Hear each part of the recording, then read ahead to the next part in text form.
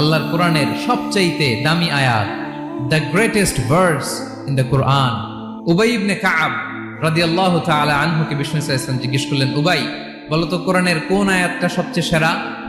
উবাই জানেন, তারপরে বললেন আল্লাহু ওয়া রাসূলুহু আ'লাম, আল্লাহ আল্লাহ রাসূল ভালো জানেন। দেখেন কত বিনয়ী ছিলেন সাহাবারা, জেনেও উত্তর দিতে চাইতেন না, ভাবতেন না জানি বিষ্ণুনবী নতুন কিছু আমাদেরকে জানায়।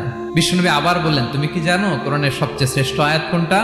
এবার উবাই ভাবলেন এবার আমি উত্তরটা দিয়েই দেই। তিনি বললেন আয়াতুল কুরসি, আল্লাহু লা ইলাহা ইল্লা হুয়াল হাইয়ুল কাইয়ুম, এটা শ্রেষ্ঠ আয়াত। বিষ্ণুনবী খুশি হয়ে উবাই ইবনে কাবের বুকে একটা চাপড় মারলেন, এরকম আদরের চাপড় দিয়ে বললেন, লিয়াহনিকাল ইলমু ইয়া আবুল মুনজির, হে আবুল মুনজির, জ্ঞান এবং প্রজ্ঞা তোমার জন্য মোবারক হোক, তুমি ঠিক বলেছো। সুবহানাল্লাহ পড়ে।